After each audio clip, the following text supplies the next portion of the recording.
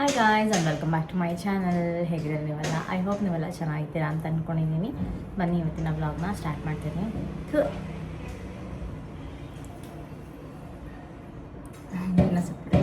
So ಇವತ್ತಿನ ವ್ಲಾಗ್ನ start ಮಾಡ್ತಾ ಇದ್ದೀನಿ. ಬನ್ನಿ, ಟೈಮ್ ಇವಾಗಾಗಿದೆ 11 ಗಂಟೆ. ಇವಾಗಿಂದನೇ ಸ್ಟಾರ್ಟ್ ಮಾಡ್ತಾ ಇದ್ದೀನಿ ಬಿಕಾಸ್ ನಾನು ಎದ್ದಿದ್ದೆ ಇವಾಗ. ನೈಟ್ ಏನಾದ್ರು ಮಲ್ಕೊಳ್ಳೋದು, ಪದೇ ಪದೇ ಏನಾದ್ರು ಎದ್ದೊಳೋದು ಜಾಸ್ತಿ ಏನಾದ್ರು ಇದ್ದರೆ ನಾವು ಈ ರೀತಿ ಬೆಳಗ್ಗೆನೂ ನಿದ್ದೆನ ಕಂಟಿನ್ಯೂ ಮಾಡ್ತೀವಿ. ಈ ರೀತಿ ನನ್ನ ಪಾಪು ಇನ್ನೂ ಮಲಗಿದ್ದಾಳೆ. ಸೊ ಅಷ್ಟರಲ್ಲಿ ನನಗೆ ಏನೇನಾಗುತ್ತೋ ಅದನ್ನೆಲ್ಲ ನಿಮ್ಮ ಜೊತೆ ನಾನು ಶೇರ್ ಮಾಡ್ಕೊತೀನಿ. ಫಸ್ಟ್ ಬೆಳಗಿನ ಸ್ಕಿನ್ ಕೇರಿಂದನೇ ಸ್ಟಾರ್ಟ್ ಮಾಡೋಣ. ಓಕೆ, ಹೇರ್ ನೋಡಿ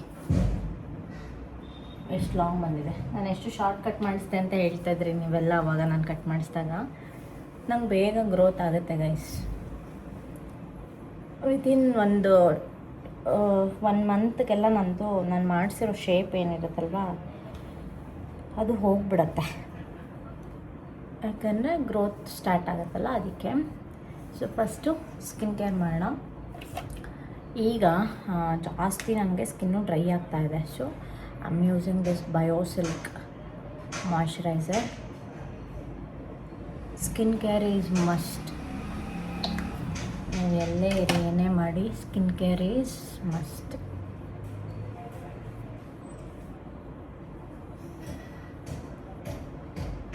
ಫುಲ್ ಡ್ರೈ ಆಗಿಬಿಡುತ್ತೆ ಸ್ಕಿನ್ನು, ಅದಕ್ಕೆ. ಆ್ಯಂಡ್ ದೆನ್ ಇದು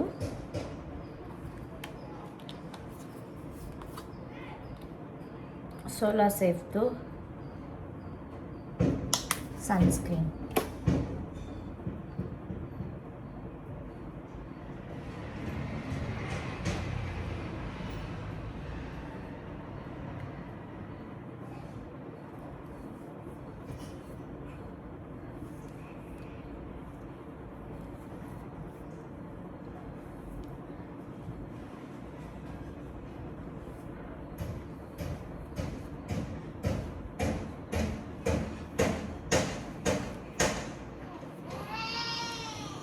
ನೋಡಿ ಸೌಂಡ್ ಮಾಡ್ತಾ ಇದ್ದಾಳೆ ನಮ್ಮ ಪಾಪ.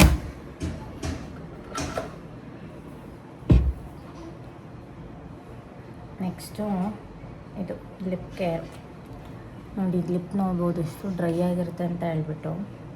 ಹೈಡ್ರೇಷನ್ ಆಗಿರೋದು ತುಂಬ ಇಂಪಾರ್ಟೆಂಟು. ಮಿಲ್ಕ್ ಸಪ್ಲೈಗೂ ಹೆಲ್ಪ್ ಆಗುತ್ತೆ. ಇನ್ನು ನಾನು ತಿಂಡಿ ತಿಂದಿಲ್ಲ, ವಾಯ್ಸೇ ಬರ್ತಾಯಿಲ್ಲ. ಬನ್ನಿ ಹೋಗೋಣ, ನಮ್ಮಮ್ಮ ಏನು ಮಾಡಿದ್ದಾರೆ ತಿನ್ನೋಣ. ಅವತ್ತೆಲ್ಲ ಫುಲ್ ಪಿಂಪಲ್ಸ್ ಎಲ್ಲ ಆಗೋಗ್ಬಿಟ್ಟಿತ್ತು ಅರಿಶಿನ ಮತ್ತು ಕಡಲೆ ಹಿಟ್ಟೆಲ್ಲ ಹಚ್ಕೊಂಡಾಗ. ಇವಾಗ ಬೆಟರು, ಸ್ವಲ್ಪ ಪರವಾಗಿಲ್ಲ. ಇನ್ನೂ ಹೋಗಬೇಕು, ಸ್ವಲ್ಪ ಪರವಾಗಿಲ್ಲ, ಓಕೆ ಅನ್ನೋ ಥರ ಇದೆ. ಓಕೆನಾ? ಸೊ ಜಸ್ಟ್ ಒಂದು ಟೀ ಶರ್ಟ್ ಹಾಕ್ಕೊಂಡಿದ್ದೀನಿ. ನನಗೆ ಮತ್ತೆ ನಾನು ಯಾವಾಗ ಗುಂಡು ಚಬ್ಬಿ ಆಗ್ತೀನಿ ಅಂತ ನಂಗೆ ಫೀಲ್ ಆಗ್ತಾಯಿದೆ. ಬಿಕಾಸ್ ನಂಗೆ ತೆಳ್ಳಗಿರೋದು ನನಗೆ ಪರ್ಸನಲಿ ನನಗೆ ಇಷ್ಟ ಇಲ್ಲ. ಆಮೇಲೆ ನನಗೆ ಬೇರೆಯವರು ಅಷ್ಟೇ, ತೆಳ್ಳಗಿರೋದಕ್ಕಿಂತ ಒಂದು ಚಬ್ಬಿ ಹಾಕೊಂಡು ಗುಂಡಕ್ಕಿದ್ರೆ ನನಗೆ ನೋಡೋಕ್ಕೆ ಇಷ್ಟ, ಹುಡುಗಿಯರನ್ನ ಆ ಥರ. ಅಂದರೆ ಒಂಥರ ಚೆನ್ನಾಗಿ ಕಾಣ್ತಾರೆ. ಯಾವ ಡ್ರೆಸ್ ಹಾಕಿದ್ರೂ ಕೂಡ ಒಂಥರ ಅದನ್ನು ಚೆನ್ನಾಗಿ ಕ್ಯಾರಿ ಮಾಡೋರಾದರೆ ಒಂಥರ ಕ್ಯೂಟಾಗಿ ಕಾಣಿಸ್ತಾರೆ. ಸೊ ನಾನು ಚಬ್ಬಿಯಾಗಿರೋದು ತುಂಬ ಇಷ್ಟ. ಅಕಾರ್ಡಿಂಗ್ ಟು ದಟ್ ಬಾಡಿ ನಾನು ಅದೇ ಥರ ಡ್ರೆಸ್ಗಳನ್ನ ಚೂಸ್ ಮಾಡ್ತೀನಿ. ಲೈಕ್ ಫ್ರಾಕ್ಸ್ ಎಲ್ಲ ಹಾಕ್ದಾಗ ಸಖತ್ತಾಗಿ ಕಾಣುತ್ತೆ ಹಾಗೆ. ಸೊ ಬನ್ನಿ ಈಗ ಹೋಗೋಣ.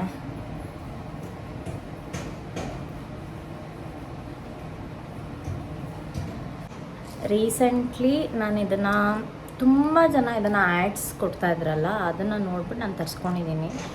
ಲೈಕ್ ಮಿಲ್ಕ್ ಸಪ್ಲೈಗಿದೆ ಹೆಲ್ಪ್ ಆಗುತ್ತಂತೆ. ನನಗೆ ಮಿಲ್ಕ್ ಚೆನ್ನಾಗಿದೆ, ಬಟ್ ಸ್ಟಿಲ್ ಕುಡಿಯೋಣ ಇರಲಿ, ಒಳ್ಳೆಯ ಥರ ಇಂಗ್ರೀಡಿಯೆಂಟ್ಸ್ ಇದ್ದರೆ ಯಾಕೆ ಬಿಡೋದು ಅಂತ ಹೇಳಿಬಿಟ್ಟು ಇದನ್ನು ತರಿಸ್ಕೊಂಡಿದ್ದೀನಿ. ಎನಿವೇಸ್ ನನಗೆ ಒಂದು ದಿನಕ್ಕೆ 1 ಟೈಮ್ ಮಿಲ್ಕ್ ಕೊಡ್ತಾರಲ್ವಾ, ಪ್ಲೇನ್ ಮಿಲ್ಕ್ ಕುಡಿಯೋಕ್ಕಿಂತ ಈ ಥರದ್ದು ಏನಾರು ಹಾಕ್ಕೊಂಡೇ ಕುಡಿದ್ಬಿಡೋಣ ಅಂತ ಹೇಳಿ ಇದನ್ನು ತರಿಸ್ಕೊಂಡಿದ್ದೀನಿ. ಇದು ನನಗೇನು ಕೊಲಾಬ್ ಬಂದಿಲ್ಲ, ನಾನು ಇದನ್ನು ಜಸ್ಟು ಟ್ರೈ ಮಾಡ್ತಾಯಿದ್ದೀನಿ. ಅಂದರೆ ನನಗೆ I don't see that difference. ನನಗೇನು ಗೊತ್ತಾಗ್ತಿಲ್ಲ. ಅಂದರೆ ನಿಮಗೆ ಹೆಂಗೆ ಹೇಳೋದು, ನಾನು ಮಿಲ್ಕ್ ಅಂತೂ ಕೊಡ್ತಾಯಿದ್ದೀನಿ. ಫಸ್ಟು ಡೇಯಿಂದನೂ ನಾನು ಕೊಡ್ತಾಯಿದ್ದೀನಿ. ನನಗೆ ಕಮ್ಮಿ ಆಗಿದೆಯೋ ಜಾಸ್ತಿ ಆಗಿದೆಯೋ ನನಗೆ ಹೆಂಗೆ ಗೊತ್ತಾಗುತ್ತೆ ಅಲ್ವಾ. ಬೇಬಿ ಕುಡಿತಿದ್ದೆ, ಮಲ್ಕೊತಿದ್ದೆ, ಬಟ್ ತರಿಸಿಟ್ಕೊಂಡಿದ್ದೀನಿ ಅಷ್ಟೇ. ತರಿಸಿಟ್ಕೊಂಡು ಎವ್ರಿ ಡೇ 1 ಲೋಟ, ಇಷ್ಟು ದೊಡ್ಡದು 1 ಲೋಟದಲ್ಲಿ ಕುಡಿತೀನಿ. ಮಾಮೂಲಿ ಕಾಫಿ ಕುಡಿತೀವಲ್ಲ ಆ ಥರದ್ದು 1 ಲೋಟದಲ್ಲಿ ಕುಡಿತಾಯಿದ್ದೀನಿ. ಡಿಫ್ರೆನ್ಸ್ ಯಾವಾಗ ಗೊತ್ತಾಗುತ್ತೆ ಅಂತ ಹೇಳಿದ್ರೆ ನಮಗೆ ಮಿಲ್ಕ್ ಸಪ್ಲೈ ಕಮ್ಮಿ ಇದ್ದಾಗ ಗೊತ್ತಾಗುತ್ತೆ, ಎಲ್ಲ ಕರೆಕ್ಟಾಗಿದ್ದಾಗ ಗೊತ್ತಾಗಲ್ಲ. ಬಟ್ ಗುಡ್ ಇಂಗ್ರೀಡಿಯೆಂಟ್ಸ್ ಇರೋದ್ರಿಂದ ನಾನು ತರಿಸಿಟ್ಕೊಂಡಿದ್ದೀನಿ, ಇರಲಿ ಬೇಕಾಗಬಹುದು ಅಂತ ಹೇಳ್ಬಿಟ್ಟು. ಅಲ್ಲಿ ಮಿಲ್ಕ್ ಸಪ್ಲೈ ಕಮ್ಮಿ ಆಗೋದಕ್ಕಿಂತ ಮುಂಚೆನೇ ನಾವು ಪ್ರಿಪೇರ್ ಆಗಿರೋಣ ಅನ್ನೋ ಥರ ಅಷ್ಟೇ, ಇನ್ನೇನಿಲ್ಲ. ಆಮೇಲೆ ನಾನು ಏನಾದರೂ ಸ್ಟ್ರೆಸ್ ಮಾಡಿಕೊಂಡು ಮಿಲ್ಕು ಅಷ್ಟು ಕರೆಕ್ಟಾಗಿ ಬರೋಲ್ಲ, ನನಗೇನು ಸ್ಟ್ರೆಸ್ ಇಲ್ಲ. ಬಟ್ ನಿಮಗೆ ಒಂದು ಇನ್ಫಾರ್ಮೇಷನ್ ಹೇಳ್ತಿರೋದು, ಸುಮ್ಮನೆ ಏನೋ ಯೋಚನೆ ಮಾಡೋದು ಆ ಥರದ್ದೆಲ್ಲ ಮಾಡ್ತಾಯಿದ್ರು ಮಿಲ್ಕ್ ಕರೆಕ್ಟಾಗಿ ಸಪ್ಲೈ ಆಗೋಲ್ಲ. ಸೊ ಇದೊಂದು ತರಿಸಿಟ್ಕೊಂಡಿದ್ದೀನಿ ಮೈಲೋ ಅವ್ರದ್ದು.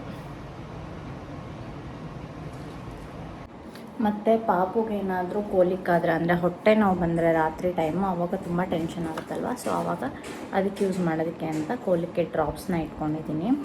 ಸೊ ಇದು ತುಂಬ ಇಂಪಾರ್ಟೆಂಟ್, ಇದು ಎಲ್ಲರ ಮನೇಲೂ ಇರಲೇಬೇಕು ಕಂಪಲ್ಸರಿ. ನ್ಯೂ ಬಾರ್ನ್ ಬೇಬಿಯಿಂದನೂ ಯೂಸ್ ಮಾಡ್ಬೋದು ಇದನ್ನು, ಡಾಕ್ಟರೇ ಕೊಡ್ತಾರೆ ನಿಮಗೆ.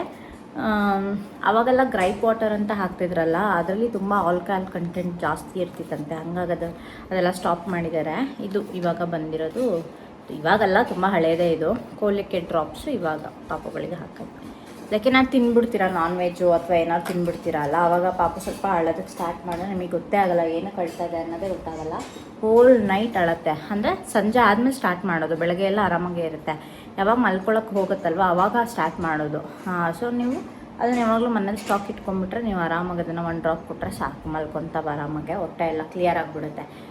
ಮೋಷನ್ ಏನಾದರೂ ಆಗಿಲ್ಲ ಮೋಷನ್ ಮಾಡ್ಕೊತವೆ, ಸೊ ಕ್ಲಿಯರ್ ಆಗಿಬಿಡುತ್ತೆ ಹೊಟ್ಟೆ. ಸೊ ನಾನು ಕೆಳಗಡೆ ಹೋಗ್ತೀನಿ. ನೋಡಿ, ನಾನು ಮುಂಚೆ ಎಲ್ಲ ಸ್ವೀಟ್ಸೇ ಜಾಸ್ತಿ ತಿಂತಾ ಇರಲಿಲ್ಲ, ಬಟ್ ಇವಾಗ 2 ಡೇಸ್ಗೆ ಒಂದ್ಸರಿ ಸ್ವೀಟ್ಸ್ನ ತರಿಸ್ಕೊತಾ ಇದ್ದೀನಿ.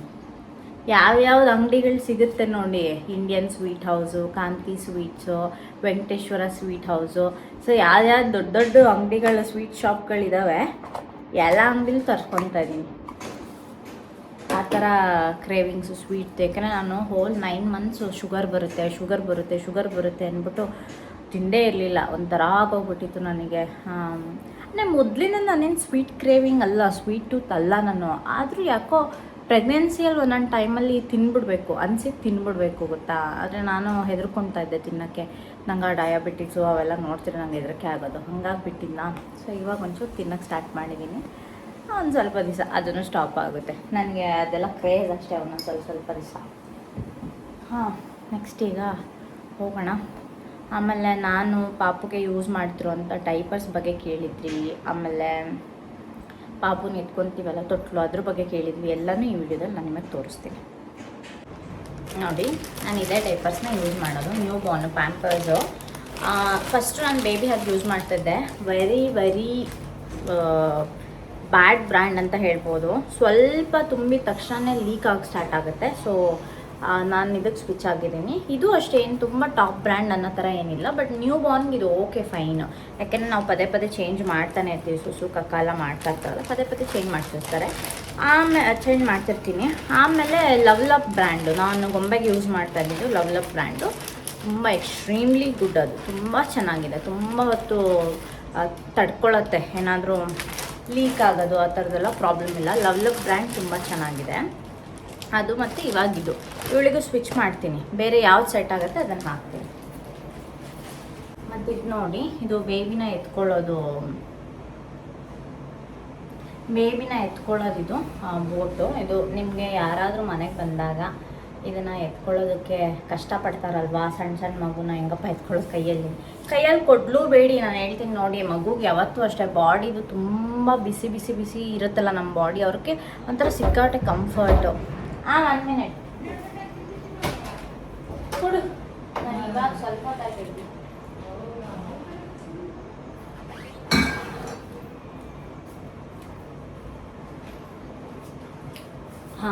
ತಿಂಡಿ ಕೊಡೋಕೆ ಅಮ್ಮ ಬಂದಿದ್ರು. ಸೊ ಆ ರೀತಿ ಮೈ ಬೆಚ್ಚ ತುಂಬ ಕೊಡಬೇಡಿ, ಅದಕ್ಕೆ ಅವೇ ಪ್ರಾಕ್ಟೀಸ್ ಆದಮೇಲೆ ಆಫ್ಟರ್ 6 ಮಂತು ನೀವು ಹೇಳ್ಬೋದು, ಇದು ಚಿಕ್ಕ ಮಗು ಅದಕ್ಕೆ ಏನು ಗೊತ್ತಾಗುತ್ತೆ, ಎಲ್ಲ ಗೊತ್ತಾಗುತ್ತೆ. ನೀವು ಹಂಗೆ ಅಂದ್ಕೊಂಡಿದ್ದೀರಾ ಅಷ್ಟೇ, ಮಗು ಎಲ್ಲ ಗೊತ್ತಾಗುತ್ತೆ, ಎಲ್ಲನೂ ಅಬ್ಸರ್ವ್ ಮಾಡ್ತೇವೆ. ನೀವು ನೋಡಿ ಬೇಕಾದ್ರೆ ಯಾವುದೂ ನೀವು ಆಫ್ಟರ್ 3 ಮಂತ್ಸ್ ಪ್ರಾಕ್ಟೀಸ್ ಮಾಡಿಸೋದಕ್ಕೆ ಆಗೋದೇ ಇಲ್ಲ. ಏನಕ್ಕೆ ಅವು ಕಷ್ಟಲ್ಲಿ ಆಲ್ರೆಡಿ ಎಲ್ಲ ಅಭ್ಯಾಸ ಆಗಿರುತ್ತೆ. ನಾವು ಕೈಯಲ್ಲಿ ಹಿಂಗೆ ಎತ್ಕೊಂಡು ಹಿಂಗೆ ಮಾಡೋದು, ಆಮೇಲೆ ನಾವು ಹೆಗ್ಲು ಮೇಲೆ ಹಾಕ್ಕೊಂಡ್ರೆ ಮಲ್ಕೊಳ್ಳೋದು, ಎಲ್ಲನೂ ಅವಕ್ಕೆ ಯೂಸ್ ಟು ಇಟ್ ಆಗೋಗ್ಬಿಟ್ಟಿರುತ್ತೆ ಆಯಿತಾ. ನಾವು ಅನ್ಕೋಬೋದು ಇನ್ನು ಸಣ್ಣ ಪಾಪು ಅಲ್ಲ, ಇದಕ್ಕೇನು ಗೊತ್ತಾಗುತ್ತೆ, ಹಾಗೆ ಆ ಥರ ಏನಿಲ್ಲ. ಎಲ್ಲವೂ ಫಸ್ಟ್ ಮಂತಿಂದನೇ ಅವಕ್ಕೆ ಗೊತ್ತಾಗುತ್ತೆ. ಹಾಸ್ಪಿಟ್ಲಿಂದ ಕರ್ಕೊಂಡು ಬಂದಮೇಲೆ ನಾವು ಏನೇನು ಪ್ರಾಕ್ಟೀಸ್ ಮಾಡ್ತಾ ಇರ್ತೀವಿ ಎವ್ರಿ ಡೇ ಅದು ಅವಕ್ಕೆ ಗೊತ್ತಾಗುತ್ತೆ. ಸೊ ಇದು ಹೆಲ್ಪ್ ಆಗುತ್ತೆ ಯಾರು ಬಂದಂಗೆ ಕೊಡೋಕ್ಕೆ.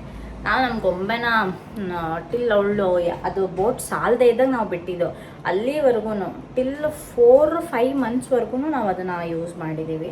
ಅವಳು ಯಾರ ಜೊತೆ ಕೊಟ್ಟರು ನೋಡಿ ಹೋಗ್ತಿದ್ಲು ಆರಾಮಾಗಿ, ಅಳ್ತಾ ಇರಲಿಲ್ಲ, ಏನಿಲ್ಲ, ಕ್ರ್ಯಾಂಕಿ ಇಲ್ಲ, ಏನಿಲ್ಲ. ಇವತ್ತಿಗೂ ಅಷ್ಟೇ ಆರಾಮ್ಸೆ ಅವಳಿಗೆ ಯಾರು ಕರೆದು ಅವ್ರ ಜೊತೆ ಕಂಫರ್ಟಾಗಿ ಕುತ್ಕೊಂಡು ಮಾತಾಡ್ತಾಳೆ. ಆ ರೀತಿ ಕ್ರ್ಯಾಂಕಿ ಮಾಡಲ್ಲ ಮಕ್ಕಳು, ಅದಕ್ಕೆ ಹೆಲ್ಪ್ ಆಗುತ್ತೆ ಇದು. ಹಂಗಾಗಿ ಈ ಪಾಪಗೂ ಅದನ್ನೇ ತೊಗೊಂಬಂದಿದ್ದೀವಿ ನಾವು. ಯಾರು ಬಂದರೆ ಅವ್ರ ಕೈಲೂ ಕೊಡ್ಬೋದು ಆರಾಮ್ಸೆ ಅಂತ, ಆ ರೀತಿ. ಆಮೇಲೆ ಇನ್ನೇನು ಇದೆ ಮಾಮೂಲಿ ವೆಟ್ ವೈಪ್ಸ್ ಎಲ್ಲ ನಾನು ಮದರ್ ಸ್ಪರ್ಶ್ ಅವ್ರದ್ದು ಯೂಸ್ ಮಾಡೋದು, ಅದು 100% ಪ್ಯೂರ್ ವಾಟರ್. ಅದಕ್ಕೋಸ್ಕರ ಸೊ ತಿಂಡಿ ಬಂತು, ತಿಂಡಿ ತಿನ್ಕೊಂಡು ವ್ಲಾಗ್ನ ಕಂಟಿನ್ಯೂ ಮಾಡ್ತೀನಿ. ನೋಡಿ ಟಿಫನ್ ಬಂದಿದೆ ಇವಾಗ ನನಗೆ. ಇದು ಮಲ್ಟಿಗ್ರೇನ್ದು ರೊಟ್ಟಿ, ಅದ್ರ ಜೊತೆ ವೆಜಿಟೇಬಲ್ಸ್ ಇರುತ್ತೆ ಒಳಗಡೆ, ಆಮೇಲೆ ಅಷ್ಟೇ. ಮತ್ತು ಅದ್ರ ಜೊತೆ ಒಂದು ಸ್ವಲ್ಪ ಚಟ್ನಿ ಆ್ಯಂಡ್ ತುಪ್ಪ.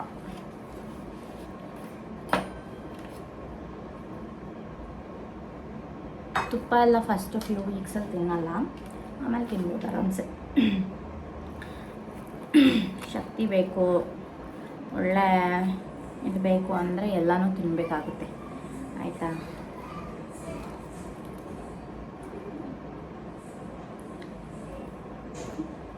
ಉಪ್ಪು ಎಷ್ಟು ಬಿಟ್ಟಿದೆ.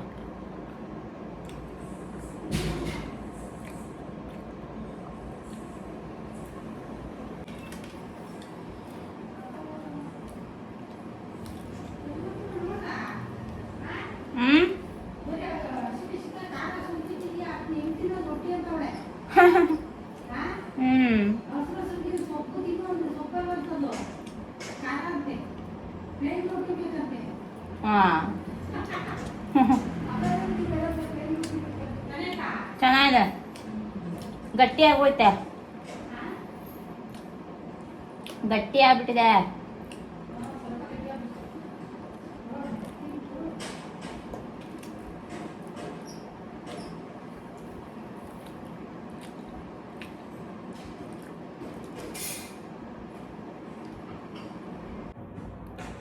ಸೊ ಪೇರೆಂಟಿಂಗಲ್ಲಿ ನಿಮ್ಮ ಫಾರ್ಮುಲಾ ಏನು ಅಂತ ನಂಗೆ ತುಂಬ ಜನ ಹೇಳ್ತಾ ಇರ್ತಾರೆ ಮೆಸೇಜ್ ಮಾಡಿ, ಆಯಿತಾ. ಸೇಮ್ ಫಾರ್ಮುಲಾ ಗೊಂಬೆಗೆ ಏನು ಅಪ್ಲೈ ಮಾಡಿದ್ದೆ, ಸೇಮ್ ಫಾರ್ಮುಲಾ ಈ ಪಾಪಗೂ. ಬಿಕಾಸ್ ಅದು ನನಗೆ ಸಖತ್ತಾಗಿ ವರ್ಕೌಟ್ ಆಗಿತ್ತು. ನಾನು ಏನೇನು ಎಕ್ಸ್ಪೆಕ್ಟ್ ಮಾಡ್ತಾ ಇದ್ದೆ ಒಂದು ಪಾಪು ಹಿಂಗಿರಬೇಕು ಅಂತ, ಅದೇ ರೀತಿಯೇ ಬೆಳೆಸಿದೆ ನಾನು ಅವಳನ್ನ. ಒಂದೇ ಒಂದು ವಿಷಯದಲ್ಲಿ ನಾನು ಎಡವಟ್ಟು ಮಾಡಿದ್ದಂದರೆ ಊಟದ ವಿಷಯದಲ್ಲಿ. ಅದರ್ವೈಸ್ ನನಗೆ ಇನ್ಯಾವ ಮ್ಯಾಟ್ರಲ್ಲಿ ನನಗೆ ನನ್ನ ಪೇರೆಂಟಿಂಗ್ ಫುಡ್ಡಲ್ಲಿ ನನಗೆ ಗೊಂಬೆ ಹುಟ್ಟಿದಾಗ ನನಗೆ ಯಾವ ವಿಷಯದಲ್ಲೂ ನನಗೆ ರಿಗ್ರೆಟ್ ಇಲ್ಲ. ಇನ್ಫ್ಯಾಕ್ಟ್ ತುಂಬ ಜನ ಅವಳನ್ನ ನೋಡಿದವರು ಈ ಥರ ಮಗು ಹುಟ್ಟಬೇಕಿತ್ತು, ನನಗೆ ಈ ಥರ ಮಗು ಹುಟ್ಟಬೇಕಿತ್ತು ಅಂತ ನನಗೆ ಎಷ್ಟೊಂದು ಜನ ಹೇಳಿದ್ದಾರೆ. ಅವಳ ಬಿಹೇವಿಯರ್ ಆ ಥರ ಇರುತ್ತೆ. 5 ಮಂತ್ಸ್ ಇದ್ದಾಗಿಂದನೇ ಅವಳನ್ನ ಎಲ್ಲ ಕಡೆ ಕರ್ಕೊಂಡು ಓಡಾಡೋಕ್ಕೆ ಸ್ಟಾರ್ಟ್ ಮಾಡಿ. ಈ ಪಾಪು ನೀವು ಒಂದು ತಿಂಗಳಿಗೆಲ್ಲ ಕರ್ಕೊಂಡು ಓಡಾಡ್ತಾ ಇದ್ದೀನಿ ಬಿಡಿ. ಅವಾಗ ಒಂದು ಸ್ವಲ್ಪ ಟೈಮ್ ತೊಗೊಂಡೆ. ಫಸ್ಟ್ ಪಾಪು ಅಲ್ವಾ, ಸ್ವಲ್ಪ ಹೆದರಿಕೆ ಆಯಿತು, ಏನೂ ಗೊತ್ತಾಗ್ತಿರಲಿಲ್ಲ ಅಷ್ಟೊಂದು. ಆವಾಗ ಚೂರು ಟೈಮ್ ತೊಗೊಂಡು ಆಚೆ ಎಲ್ಲ ಕರ್ಕೊಂಡು ಹೋಗ್ತಾ ಇದ್ವಿ. 2 ಇಯರ್ಸ್ ಆದಮೇಲೆ ಅವಳನ್ನು ನಾವು ಅವಳಿಗೆ ಓಡಾಡೋಕ್ಕೆ ಬಂತು ನೋಡಿ, ಅವಾಗ ಅವಳನ್ನು ನಾವು ರಿಯಲ್ಲಾಗಿ ಆಚೆ ಕರ್ಕೊಂಡು ಹೋಗಿದ್ದು. ಅಂದರೆ ನಾವು ಎವ್ರಿ ವೀಕೆಂಡ್ ಆಚೆ ಹೋಗ್ತಾಯಿದ್ವಿ, ನಾನು ಸೋಮು. ಅವಾಗೆಲ್ಲ ನಾವು ಕರ್ಕೊಂಡು ಹೋಗ್ತಾಯಿಲ್ಲ, ಮನೆಯಲ್ಲೇ ಬಿಟ್ಬಿಟ್ಟು ಹೋಗ್ತಾಯಿದ್ವಿ. ಲಾಂಗ್ ಟ್ರಿಪ್ಪೆಲ್ಲ ಊರಿಗೆಲ್ಲ ಹೋಗುವಾಗ ಕರ್ಕೊಂಡು ಹೋಗಿದ್ದೀವಿ ಅಷ್ಟೇ. ಇಲ್ಲೆಲ್ಲ ಓಡಾಡ್ಬೇಕಾದ್ರೆ ನಾವು ಕರ್ಕೊಂಡು ನೋಡ್ತಿಲ್ಲ, ಅಂದರೆ ಅಷ್ಟು ಕಾನ್ಷಿಯಸ್ಸು. ಅಯ್ಯೋ ಎಲ್ಲಿ ಏನು ಇನ್ಫೆಕ್ಷನ್ ಆಗ್ಬಿಡುತ್ತೋ, ಎಲ್ಲಿ ಏನಾಗ್ಬಿಡುತ್ತೋ, ಎಲ್ಲಿ ಏನು ಇದಾಗ್ಬಿಡುತ್ತೋ, ಮನೆಯಲ್ಲೇ ಬಿಟ್ಟು ಹೋಗ್ತಾಯಿದ್ವಿ. ಎಷ್ಟೊಂದು ಜನ ಹೇಳೋರು ನಮಗೆ, ಅಯ್ಯೋ ಆಡ್ಕೊಂಡಿದ್ದಾರೆ, ಮಗುನ ಮನೆಯಲ್ಲೇ ಬಿಟ್ಬಿಟ್ಟು ಹೋಗ್ತಾರೆ, ಇಬ್ಬರೇ ಹೋಗ್ತಾರೆ, ಎಲ್ಲ ಕಡೆ ಸುತ್ತುತ್ತಾರೆ ಅಂತ ಹೇಳೋರು. ಎಲ್ಲರೂ ಅಲ್ಲ ಒಂದಿಬ್ಬರು. ಅದೇನಕ್ಕೆ ನಮ್ಗೆ ಕಾನ್ಷಿಯಸ್ ಅದು, ನಮ್ಗೆ ಆಚೆ ಹೋದರೆ. ಯಾಕಂದರೆ ಸೋಮು ಒಂದು ಹ್ಯಾಬಿಟ್ ಏನಂದರೆ ಅಳಬಾರ್ದು ಮಗು. ಅವಳು ಇವಾಗಲೂ ಅಷ್ಟೇ ಹತ್ರ ತುಂಬ ಟೆನ್ಷನ್ ಮಾಡ್ಕೋತಾರೆ ಅವರು, ಹಾಳಂಗಿಲ್ಲ. ಆಚೆ ಕಡೆ ಹೋದರೆ ಏನೋ ಡಿಸ್ಕಂಫರ್ಟ್ ಆಗಿಬಿಡುತ್ತೆ. ಓಕೆ ಏನೋ ಡಿಸ್ಕಂಫರ್ಟ್ ಆದಾಗ ಅಳುತ್ತೆ. ಮನೆ ಅಂದರೆ ಕಂಫರ್ಟಬಲ್ ಝೋನು, ಅಮ್ಮ ಇರ್ತಾರೆ, ನೋಡ್ಕೋತಾರೆ, ಟೇಕ್ ಕೇರ್ ಮಾಡ್ತಾರೆ. ನಾವು ಆಚೆ ಹೋದಾಗ ನಮಗೆ ಗೊತ್ತಾಗದೇ ಇದ್ರೆ ಏನು ಮಾಡೋದು, ಏನಾಗ್ತಿದೆ ಅಂತ ಸಡನ್ನಾಗಿ ಬರೋಕ್ಕಾಗಲ್ಲ. ಸೊ ಹಾಗೆ ಯೋಚನೆ ಮಾಡ್ಕೊಂಡು ಅವರು ತುಂಬ ಕಾನ್ಷಿಯಸ್. ಗೊಂಬೆ ವಿಷಯದಲ್ಲಿ ಮಾತ್ರ ಸೋಮು ತುಂಬ ಕಾನ್ಷಿಯಸ್ಸು. ಆ ಥರ ಆಗ್ತಾಯಿತ್ತು. ಬಟ್ ಇವಾಗ ನಾನು ಈ ಪಾಪಗೆ ಅದನ್ನು ಬಿಟ್ಬಿಡ್ತೀನಿ. ನಾನು ಎಲ್ಲಿ ಹೋಗ್ತೀನಿ ಎಲ್ಲ ಕಡೆ ಈಗನೇ ಕರ್ಕೊಂಡು ಓಡೋಕ್ಕೆ ಸ್ಟಾರ್ಟ್ ಮಾಡ್ತೀವಿ. ಸೊ ಆ ರೀತಿ. ಮತ್ತು ಫುಡ್ ರೋಟೀನಲ್ಲಿ ಸ್ವಲ್ಪ ಎಡವಟ್ಟು ಮಾಡಿದೆ ನಾನು ಅವಳಿಗೆ. ಬರೀ ಸ್ವಲ್ಪ ಊಟ ಮಾಡಿಸಿ ಇವಾಗ ಖಾರ ತಿನ್ಸೋಕ್ಕೆ ಭಾರಿ ಕಷ್ಟ. ಬಟ್ ನನಗೆ ಒಂದು ಪ್ಲಸ್ ಏನಂತ ಹೇಳಿದ್ರೆ, she is a non veg core lover ಅಂತಲೇ ಹೇಳ್ಬೋದು. ನೀವು ಏನಾದರೂ ಕೊಡಿ ನಾನ್ ವೆಜ್ಜಲ್ಲಿ. ನಾನು ಈ ಥರ ಹೇಳಬಾರ್ದು, ಹೇಳಿ ಅವಳು ಊಟನೇ ಬಿಟ್ಬಿಟ್ಟಿದ್ಲು. ಯೂಟ್ಯೂಬಲ್ಲಿ ತೋರಿಸಿ ಅವಳು ಊಟನೇ ಬಿಟ್ಬಿಟ್ಟಿದ್ಲು. ಟಚ್ ಇದ್ದು ಪಾಪ ಅವಳು ಹಂಗೆ ತಿನ್ಕೊಂಡು ಆರಾಮಾಗಿರಲಿ. ಆ ರೀತಿ ನಾನ್ ವೆಜ್ ಅವಳು ಕಂಫರ್ಟಬಲಾಗಿ ತಿಂತಾಳೆ. ವೆಜ್ ತಿನ್ಸೋದೇ ಕಷ್ಟ ಅವಳಿಗೆ ನಾವು, ಅದೇ ಪ್ರಾಬ್ಲಮ್ ಅಷ್ಟೇ. ನಾನ್ ವೆಜ್ ಬೇಕಾದ್ರೆ ನೀವು ಡೈಲಿ ಕೊಡಿ, ಡೈಲಿ ಅವಳು 3 ಹೊತ್ತು ಕೊಟ್ಟರು ತಿಂತಾಳೆ ಆರಾಮಾಗೆ. ಬಟ್ ವೆಜ್ ತಿನ್ಸೋದು ತುಂಬ ಕಷ್ಟ ಅವಳಿಗೆ. ನಾವೇನು ಪ್ರಾಕ್ಟೀಸ್ ಮಾಡಿರೋದಲ್ಲ ಅದು, ಅವಳೇ ಅದು ಇಷ್ಟಪಟ್ಟಿರೋದು. ಅದು ಏನಕ್ಕಂತ ನನಗೂ ಗೊತ್ತಿಲ್ಲ. ನಾವೇನು ಯಾವತ್ತೂ ಇದನ್ನೇ ತಿನ್ನು ಅಂತ ಹಿಂಗೆ ನಾವೇನು ಹೇಳೇ ಇಲ್ಲ ಅವಳಿಗೆ. ಯಾವತ್ತೂ ಒಂದೊಂದು ದಿನ ಟೇಸ್ಟ್ ಮಾಡಿಸಿರ್ತೀವಿ, ಅದೇ ಬೇಕು ಅಂತ ಅದ್ರದ್ದು ಹೆಸರೇ ಕೇಳ್ತಾಳೆ ಅವಳು. ಆ ರೀತಿ ಅದೊಂದು. ಅದು ಬಿಟ್ಟರೆ ಎಲ್ಲರ ಹತ್ರ ಹೋಗ್ತಿತ್ತು, ಎಲ್ಲರ ಹತ್ರ ನಗಾಡ್ಕೊಂಡು ಸ್ಮೈಲ್ ಮಾಡಿಕೊಂಡು ಆರಾಮಾಗೆ. ಹಿಂಗೆ ಬರಲ್ಲ ನಾನು ಅಂತ ಹೇಳಿದ್ದು ನಾನು ಯಾರ ಹತ್ರನೂ ನೋಡಿಲ್ಲ, ಇದುವರೆಗೂ ನೋಡಿಲ್ಲ. ಯಾರು ಹಿಂಗೆ ಕರೆದ್ರು ಟಕ್ಕಂತ ಎಗ್ರಕೊಂಬಿಡೋಳು ಅವ್ರ ಮೇಲೇ. ಆ ರೀತಿ she is very good baby ಅಂತ ಹೇಳ್ಬೋದು ತಕ್ಷವಿ. ಸೊ ಇದಕ್ಕೂ ಹಾಗೆ ಮಾಡಬೇಕಂತ ನನಗಿಷ್ಟ. ಎಲ್ಲದಕ್ಕೂ ಕಿರಿಕಿರಿ ಮಾಡಬಾರ್ದು ಗೈಸ್ ಮಕ್ಕಳಂದ್ರೆ. ಅದು ನನ್ನ ಒಪಿನಿಯನು. ಏನ್ರಿ ನೀವು ಹಿಂಗಂತೀರಾ, ಮಕ್ಕಳನ್ನ ಕಿರಿಕಿರಿ ಮಾಡೋಲ್ವಾ, ಅಳಲ್ವಾ ಅಂತಾರೆ. ನನಗೇನೋ ಹಂಗೆ. ನೀವು ನನ್ನ ಹಳೇ ಸಬ್ಸ್ಕ್ರೈಬರ್ಸ್ ಆಗಿದ್ರೆ ನಿಮಗೆ ಗೊತ್ತಿರುತ್ತೆ. ನನಗೆ ಮೊದಲು ಮಕ್ಕಳಂದ್ರೆ ಆಗ್ತಿರ್ಲಿಲ್ಲ. ನಾನು ಯಾವ ಮಕ್ಕಳನ್ನು ಎತ್ಕೊಂಡು ಆಟಾಡಿಸೂ ಇಲ್ಲ, ತಕ್ಷಣವೇ ಫಸ್ಟು. ಸೊ ಹಂಗೆ ನನ್ನ ಒಪಿನಿಯನ್ ಅದು. ಮಕ್ಕಳನ್ನೇ ಗೊಂಬೆ ಥರ ಸುಮ್ಮನೆ ಕರೆದ ತಕ್ಷಣ ಬರಬೇಕು, ಮುದ್ದಾಡಿದ್ರೆ ಮುದ್ದಾಡಿಸ್ಕೋಬೇಕು, ನಾವೇನು ಕೊಟ್ಟರು ಆರಾಮಾಗಿ ಇಸ್ಕೊಂಡು ತಿನ್ನಬೇಕು. ಆ ರೀತಿ ನನಗಿಷ್ಟ. ಸೊ ಸೇಮ್ ಫಾರ್ಮುಲಾ ಇವಳು ಅಪ್ಲೈ ಮಾಡೋದಷ್ಟೆ.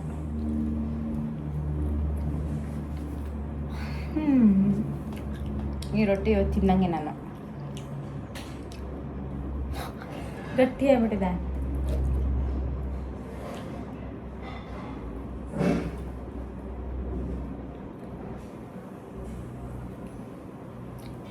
ಗಟ್ಟಿಯಾಗಿದೆ. ಓಕೆ, ಏನೋ ಒಂದು ಹೊಟ್ಟೆಗೆ ತಿನ್ಬೇಕಷ್ಟೆ.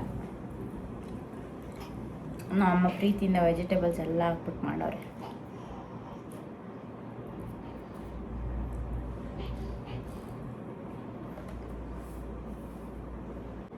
ಆಲ್ಸೋ ನಿಮ್ಮ ಜೊತೆ ನನ್ನ ಊಟದಲ್ಲಿ ಏನೇನು ಫ್ರೂಟ್ಸು ಅದೆಲ್ಲ ಆ್ಯಡ್ ಮಾಡ್ತಿದ್ದೀರಾ ಅಂತ ನೀವು ಕೇಳ್ತೀರಾ.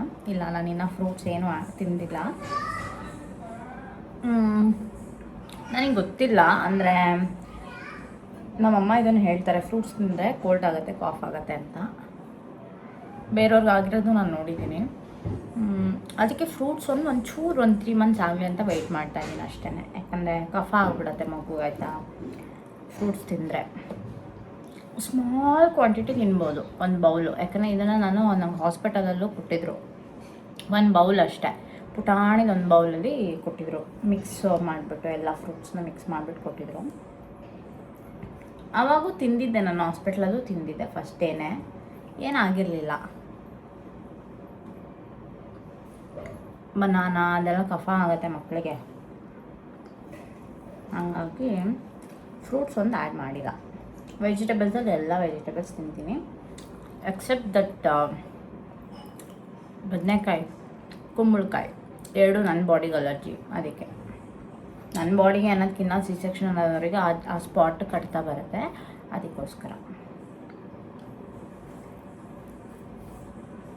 ಈ ವೀಕಲ್ಲಿ ಇದು 2ನೇ ಸಲ ಸ್ವೀಟ್ ತರಿಸ್ತಾ ಇರೋದು. ನನಗಂತೂ ಅದು ಎಷ್ಟರ ಮಟ್ಟಿಗೆ ಸ್ವೀಟ್ ಕ್ರೇವಿಂಗ್ ಅಂದರೆ, ಕಾಂತಿ ಸ್ವೀಟ್ಸು ಮೊನ್ನೆ ಚೆನ್ನಾಗಿ ತಿಂದಿದ್ದೀನಿ, ಇವಾಗ ಇದು ಬೇಕು ನನಗೆ. ಒಂದು ಇಂಡಿಯಾ ಸ್ವೀಟ್ ಹೌಸ್ ಇದೆಯಲ್ಲ, ಅಲ್ಲಿದು ನೋಡಿ, ಇವರು ತುಂಬ ಚೆನ್ನಾಗಿದೆ. ಹೆಂಗಿದ್ರು ಮ್ಯಾಂಗೋ ಇದೆ. So what I do, mango ಶೇಖರಣೆ ಮಾಡಿಕೊಂಡು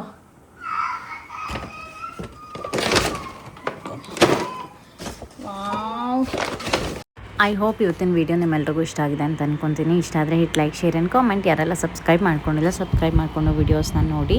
ಮತ್ತು ಇನ್ನೊಂದು ವೀಡಿಯೋದಲ್ಲಿ ನಾನು ನಮಗೆ ನಾಳೆ ಸಿಗ್ತೀನಿ. ಅಲ್ಲಿವರೆಗೂ tata and take care, bye guys. ಈ ಮಂತಲ್ಲಿ ಒಂದು ಎಕ್ಸೈಟಿಂಗ್ ನ್ಯೂಸ್ನ ನಿಮಗೆ ಹೇಳ್ತೀನಿ, ವೆಯ್ಟ್ ಮಾಡ್ತಾಯಿರಿ.